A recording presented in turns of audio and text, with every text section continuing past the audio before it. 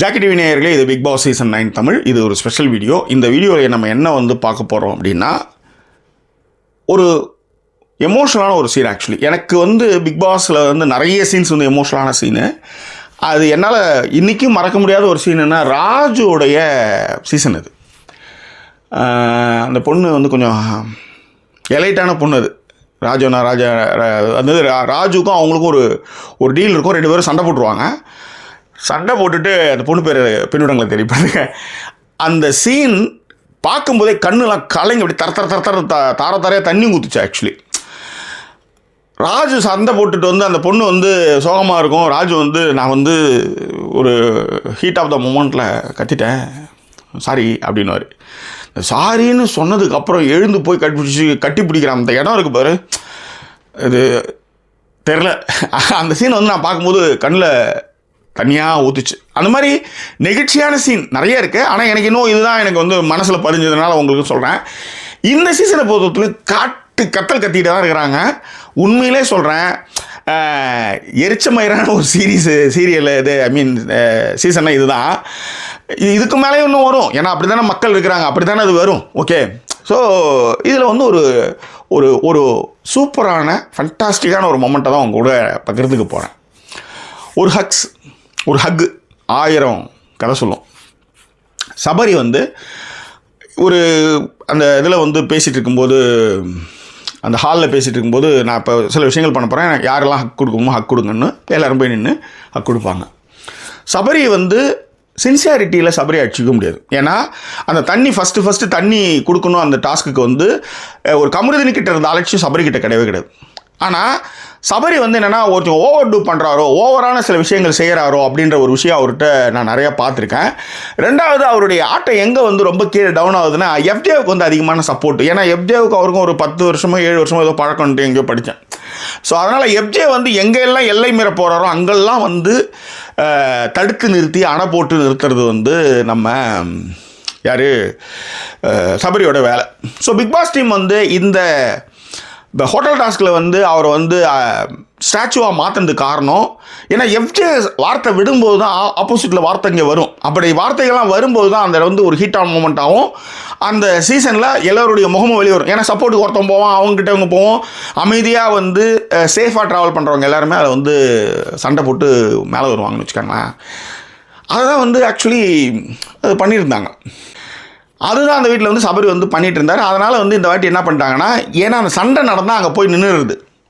யார் சண்டை போட்டோ அங்கே போய் நின்று அந்த சண்டையை நிறுத்து போக வைக்கிறாருன்றதுனாலே இந்த டாஸ்கில் அவர் என்ன பண்ணிட்டாங்க, அவர் ஸ்டாச்சு ஆக்கிட்டாங்க. அது மட்டும் கிடையாது, ஸ்டாச்சு ஆனாலும் கூட தனித்துவமான தன்னுடைய திறமைகளை ஹோட்டல் டாஸ்கில் கெஸ்ட்டாக வந்தவங்க கிட்ட அவர் பண்ணி காமிச்சிருந்தார். கமருதீன் மாதிரி, அரோரா, அந்த மாதிரியான கிளிப்ஸ்லாம் நம்ம பார்க்கும்போது அவருடைய பணியை சிறப்பாகவே செஞ்சார். அதாவது இத்தனைக்கும் அமைதியாகவே நிற்கிறது. அதாவது ஒரு பர்ஃபார்மன்ஸ் பண்ணுற ஒரு ஆள் அமைதியாக நிற்கிறது மாதிரி ஒரு கொடுமை எதுவுமே கிடையாது. ஸோ அதையும் மீறி அவர் பர்ஃபார்மன்ஸ்லாம் பண்ணார். அதிலலாம் எந்த ஒரு பிரச்சனையும் கிடையாது. ஒரு சின்ன மைனஸ்ன்னு அப்படின்னு பார்த்தீங்கன்னா, எல்லாரும் எதிர்க்கும்போது அவர் திவ்யா அவர் லெஃப்ட் ரைட்டு தான் பண்ணுவார். ஏன்னா இவங்க எல்லாருமே 25 நாள் இருந்தாங்க. நீங்களாம் என்ன கீஸ்டிங்கன்னு கேட்கும்போது யாருக்காக இருந்தாலும் அந்த கோபம் வரும். சபரி அதற்கான எதிர்வினையை கொடுத்தார். இதெல்லாம் ஓகே. இப்போ தான் மெயின் மேட்டர். இப்போ ஸ்டாச்சுவாக நம்ம சபரி வெளியே நிற்கிறாருங்க. சபரி வெளியே நிற்கும்போது அவருக்கு 1 கப் ரைஸ் தான் அவருக்கு கிடச்சிருக்கு சாப்பாடு. இவர் போய் கிச்சனில் சாப்பிட்றதுக்கு கேட்கும்போது வேணா கொடுக்கல, சாப்பாடு கொடுக்கவே இல்லை. ஓகேவா? ஸோ ஒரு கட்டத்தில் அவர் என்ன பண்ணிட்டாருன்னா, சாப்பிடாமல் வந்துட்டார். சாப்பிடாம அவர் அதான் சொல்கிறேன், சாப்பிடாம அவர் யோசிச்சு பாருங்கள். ஸ்டாச்சுவாக நிற்கணும், பேச முடியாது, யார்ட்டையாவது எல்லாத்தையும் செய்கையில் தான் கேட்கணும். கேட்ட ஃபுட்டும் கிடைக்கல, வேணா கொடுக்கல. வியன்னா அதுக்கு என்ன பண்ணுறாங்க, அதை நிறுத்து போகுன்றதை விட நம்மளுக்கு க்ரைம் ரேட் ஏறிட்ட போது வாரத்துக்கான ஏமா ஒருத்தவன் வெளியில் நிற்கிறான், அவன் சாப்பாடு கேட்குறான், அவனை கொடுக்க மாட்டேன் அப்படின்னு நீங்கள் சொல்லிட்டு போகிறாங்கிறதுக்காக இவங்க செஞ்ச கேசரியை ஏதோ பீட்ரூட்லாம் போட்டு ஏதோ கலர் மாற்றி பண்ணது ஏதோ கொடுக்கறதுக்கு வராங்க. அவர் வேணான்னு சொல்கிறார். அப்போ அவங்க என்ன பண்ணுறாங்க, நைச்சியமாக, ஏன்னா வியன்னாவை பற்றி எல்லாருக்குமே தெரிஞ்சு போச்சு ஆக்சுவலி. ஓகே, அவங்க பயங்கரமாக எக்ஸ்போஸ் ஆகிட்டாங்க. யாருமே இல்லாதப்பயே இருக்கிறாங்கன்னு சொல்லி ஒரு பொய் குற்றச்சாட்டு வைக்கிறது, ஃபால்ஸ் அலிகேஷன் வியன்னா பயங்கரமாகவே பண்ணிகிட்டு இருக்காங்க. ரைட். ஸோ இவங்க என்ன பண்ணுறாங்க, அதை சரி பண்ணுற விதமாக வந்து நான் எவ்வளோ நல்லது தெரியுமா அப்படின்ட்டு இவர்கிட்ட வந்து சாப்பாடு ஊட்டி விடுறதுக்கு, ஐ மீன் அந்த ஸ்வீட் இதெல்லாம் கொடுக்குறதுக்கு போகும்போது ஒரு வேணான்ட்டாரு. பாருங்கன்னா இது வந்து ரொம்ப ரொம்ப தப்புன்ற மாதிரி அவங்க ஒரு சீன் போடுவாங்க. கூட வந்து துஷார் சம்திங் அவங்களாம் இருப்பாங்க, துஷார் இருப்பார். இவர் வேணான்னு சொல்லுவார், அதை புறக்கணிப்பார். ஏன்னா ஒரு ஒரு என்ன சொல்கிறது, ஒரு பசிக்கு கிராமங்களில் ஒரு பழமொழி சொல்லுவாங்க, தாகத்துக்கு கிடைக்காத தண்ணி அரும்பசிக்கு உதவாத அன்னம் இருந்து என்ன இல்லாமல் இருந்தால் என்ன அப்படின்ட்டு. தாகத்துக்கு தண்ணி கிடச்சிடணும், பசினா அன்னம்ன்றது சோறு அது கிடச்சிடணும். இது ரெண்டுமே அவசரத்துக்கு கிடைக்கலாம், அப்புறம் என்ன மயிருக்கு அது இருக்குது அப்படின்ற ஒரு இது இருக்கும். அப்போ நான் பசியில் வந்து துடிச்சு நான் கேட்கும்போது நீ கொடுக்கல, இப்போ வந்து என்னை வந்து அண்ணான்னு சாப்பாடு விட்டு விட்றேன், அதை சாப்பிடு இதை பாப்புன்னு சொல்கிறேன், எனக்கு வேணாம் அப்படின்னு மறுதளிச்சுடுவார். இன்னொன்று, நிறையா பேசணும்னு ஆசைப்படுற ஒரு கேரக்டர், அதில் வந்து இந்த மாதிரி ஸ்டாச்சு ஆகிடுச்சு. எல்லோரும் ஒரு பர்ஃபார்மன்ஸ் பண்ணுறாங்க, எல்லோரும் ஒரு ட்ரெஸ்ஸை போட்டு போகிறாங்க. இன்னொன்று, இவர் இந்த ராஜா ட்ரெஸ், அதாவது விஜிபி கோல்டன் பீச்சில் வந்து அசையாத மனுஷன் ஒருத்தர் இப்போ ராஜா ட்ரெஸ் போட்டுக்கிட்டு அந்த ஃபார்மெட்டில் அவரை போட்டு விட்டாங்கன்னு வச்சுக்காங்களேன். டீம் அப்படி தான் போட்டிருந்தாங்க. அதில் வந்து என்னென்னா ஃபஸ்ட்டே வந்து ஒரு ட்ரெஸ்ஸை வந்து சரியாக போட மாட்டார், மாற்றி போட்டுக்குவார். சபரி ட்ரெஸ்ஸை ஒழுங்காக போடுங்கன்றதுக்கப்புறம் அதை மாற்றி போடுவார்னு வச்சுக்காங்களேன். ஸோ இப்படியான ஒரு ப்ராசஸில் அவர் வந்து இருப்பார். சபரிக்கிட்ட வந்து சின்சியாரிட்டி எல்லாமே இருந்தாலும் கூட அவர் மேலே என்ன இருக்கிற பெரிய குற்றச்சாட்டு, எஃப்ஜேவுக்கு பெரிய சப்போர்ட் பண்ணுறாரு, கனி கூடயே இருக்கிறாரு. ஸோ இவங்க 3 பேர் ஒரு டீம் அப்படின்ற மாதிரி அதை உடைக்கணுன்றதுக்காகவே வந்து டீம் வந்து விஜய் சேதுபதி மூலமாக நிறைய ஹிண்ட்லாம் கொடுத்தாங்க. அதனால தான் வந்து ரம்யா வந்து ஒரு விஷயம் சொல்லும்போது இவங்க வந்து அதெல்லாம் ஒன்றும் கவலைப்படாத சொல்லும்போது ஸ்டேஜில் இருக்கும்போதே வந்து விஜய் சேதுபதி வந்து சொல்லுவார், இப்படி சொல்கிறீங்க, நான் வந்து ஒரு விஷயத்தை ஒருத்தவங்களுக்கு சொல்கிறேன், அப்படிலாம் கவலைப்படாத, அதை பற்றிலாம் நீ கவலைப்படாத சொன்னால் அப்போ நான் என்னத்துக்கு இங்கே வந்து பேசணும், அதுக்கு நீயே பேசிட்டு போகலாமே. ஸோ இந்த மாதிரியான முந்திரிக்கோட்டைத்தனங்கள் வந்து சபரிக்கிட்ட கொஞ்சம் நிறையவே இருக்குன்னு வச்சுக்காங்களேன். அதுக்காக தான் அவர் வந்து ராஜா வேஷம் போட்டு அமைதியாக நிற்க வச்சது. ஸோ இந்த அமைதியாக நிற்க வச்சதுனாலே வந்து அவர் வந்து உள்ளுக்குள்ளே புழுங்கிட்டு இருக்கார். ஒரு பர்ஃபார்மன்ஸ் பண்ணலாம், ஒரு விஷயங்கள் செய்யலாம், பட் ஆனால் எல்லாத்தையுமே கூர்ந்து கவனித்ததுனால தான் என்னன்னா எல்லாரை பற்றி அவரால் வந்து பண்ண முடியும். இப்போ உதாரணத்துக்கு வாட்டர்மெலன் ஸ்டார் வந்து நீங்கள் வந்து ஒரு சீனை கொடுத்து பண்ணுங்கன்னா அவர் எப்படி வந்து அந்த ஃப்ரிட்ஜில் வந்து ஒரு ஜூஸ் இல்லைன்றதுக்கு வந்து எப்படி பண்ணாருன்னு உங்களுக்கு தெரியும். இதை நீங்கள் எல்லாமே பார்த்தீங்க. நடிப்புன்றது அது வந்து உள்ளுக்குள்ளே இருக்கணும், கவனிக்கணும், கவனித்ததை வந்து மைண்டில் ஏற்றி அதன் பிறகு உடலில் அதை எடுத்துகிட்டு வரணும், பாடி லாங்குவேஜாக. அதுதான் நடிப்பு. அதுக்கு மெத்தட் ஆக்டிங்னு இன்னொரு பேரும் ஒன்று இருக்குது. ஸோ அவ்வளோலாம் நம்ம போனோம், கூர்ந்து கவனித்து அதை வந்து ரீக்ரியேட் பண்ணி அதை வந்து செய்யணும். இதுதான் வந்து நடிப்பு. அதை வந்து சபரி வந்து வீட்டுக்குள்ளார நல்லாவே பண்ணார். இப்போ இங்கே வரேன், பசி, சாப்பாடு கிடையாது, ஒரு கப் ரைஸ் தான் கிடச்சிது, நாளெல்லாம் நின்றுட்டுருக்காரு, பேசவே இல்லை, இவ்வளவு ப்ரெஷர் இருக்குல்ல ஒரு மனுஷனுக்கு.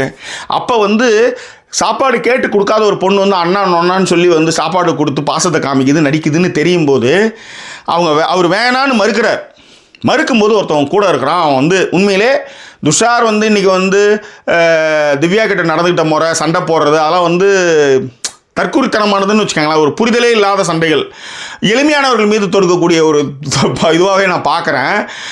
அப்படி பார்த்தீங்கன்னா 28 நீங்கள் யார்கிட்ட சண்டை போடணுமே.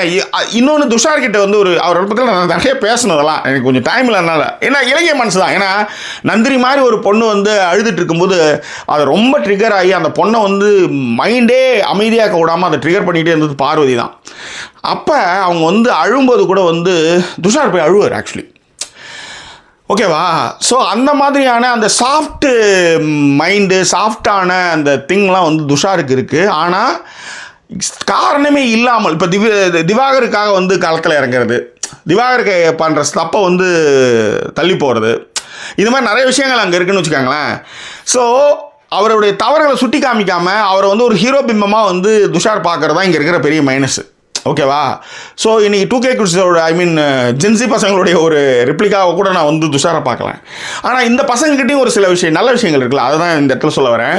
ஸோ இந்த பொண்ணு வந்து சாப்பாடு கொடுக்கல, காலையிலேருந்து நிற்கிறாரு சபரி, ஃப்ரஸ்ட்ரேஷனு, கோவம், ஆற்றாமை எல்லாம் இருக்கிற ஒரு மனுஷனை, ஓகே, அந்த பொண்ணு வந்து கிளம்புனதுக்கு அப்புறம் துஷார் வந்து அப்படியே கட்டிப்பிடிப்பார்.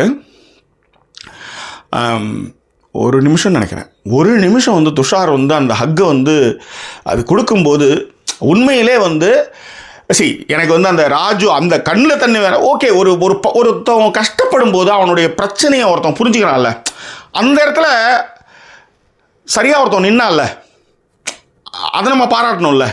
அந்த மாதிரி சபரி வந்து உடைந்து நின்று வெக்ஸாகி நிற்கும்போது ஒரு ஆறுதலாக வந்து நீங்கள் 1000 சொல்லுங்கள், காதலை வந்து தொடுதல் மூலமாக தான் நீங்கள் வந்து அதை வந்து வெளிப்படுத்தவே முடியும்.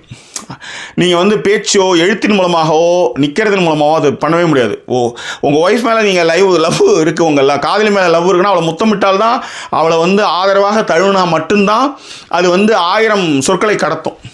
ஓகே, ஸோ மீரா படத்தில் கூட ஒரு டயலாக் ஒன்று வரும், 1992 மீரா, இப்போ ரொம்ப பழைய மீரா இல்லை. ஸோ பிசி ஸ்ரீராம் அதில் வந்து விக்ரம் ஒரு டயலாக் சொல்லுவார், குழந்தைய வந்து எப்படி தூக்கி கொஞ்ச முடியாது, அது மாதிரி வந்து தொட்டு தொடாமல் காதலிக்க முடியாது அப்படின்னு சொல்கிறார். குழந்தைன்னா அதை தூக்கி கொஞ்ச நேரம் அது குழந்தை, அதை தான் பாசம், ரைட்?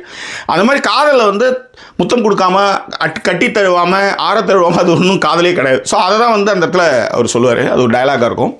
அதுக்கு நிகரானது தான் இந்த ஹக்குன்னு நான் சொல்லுவேன். அந்த ஹக் அது கொடுக்கும்போது நான் சொன்ன மாதிரி அந்த சீசனில் ராஜு அந்த பொண்ணு சீசன் அந்த ஃபீல் இல்லாட்டாலும் கூட இது வந்து ஒரு மனிதன் உடைந்து போன தருணத்தில் நிற்கிறதுன்னு ஒன்று இருக்குல்ல, அது பெண்ணாக தான் இருக்கணும், இந்த ஆரத்தழுவது இல்லை, அது வந்து ஒரு பொண்ணாக தான் இருக்கணும் அவசியம் இல்லை. ஒரு சக மனிதன் உடைந்து நிற்கும்போது அந்த ஹக்கு கொடுத்தப்போ வந்து துஷார் வந்து உண்மையிலேயே உயர்ந்து நின்னார். அதை வந்து ரிசீவ் பண்ணி அந்த சிச்சுவேஷனில் இருக்கிறவங்களும் அது புரியும். நிராயுதபாணியாக யாரும் இல்லாமல் கவனமற்று தனியாக ஒருத்தவன் நின்றுட்டு இருக்கான் அப்படின்னும் போது அவனுக்கான ஒரு ஆதரவாக துஷார் பண்ண விஷயமும் சரி, அது வந்து நல்லா இருந்தது, ரொம்ப பார்க்குறதுக்கே பியூட்டிஃபுல்லாக இருந்தது.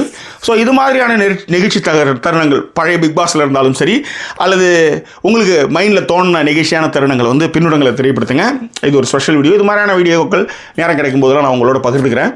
உங்கள் கருத்துக்களை பின்னுடங்களை தெரியப்படுத்துங்க. இன்னும் வேறொரு எபிசோடில் உங்களை நான் சந்திக்கிறேன். அது ஒரு நன்றிக்குரிய விருது உங்கள் ஜாக்கி சேகர். நன்றி, வணக்கம்.